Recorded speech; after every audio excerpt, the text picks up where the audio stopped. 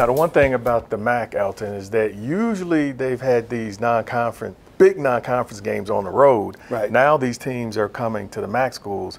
How has that affected? I mean, that showed up last week. You know, Toledo beat Tulsa at home.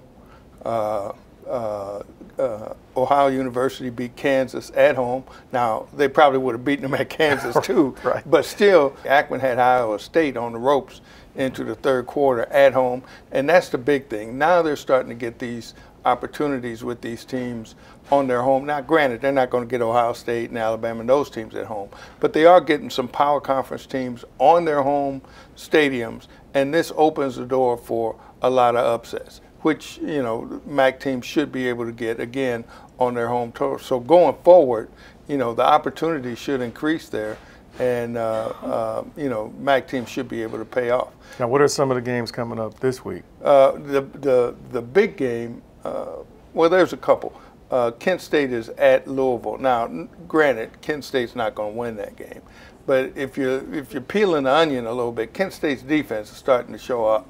Mm-hmm. They were down in Marshall last week, and they lose that game 21-0 because once again they start losing quarterbacks, so they end up playing 3 quarterbacks in that game.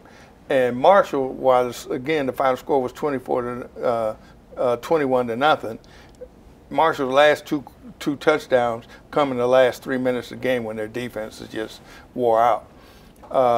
So what I'm saying that to say, Kent State, you know, may not lose 60-0. It may just be 30-0. But some improvement against Louisville. But the game to watch is Toledo at number 14 Miami.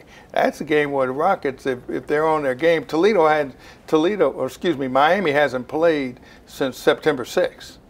And hadn't practiced since September 6th because of all the hurricanes, and they've only played 1 game. So that'll be their second game as opposed to their 4th game, so that'll be interesting to watch.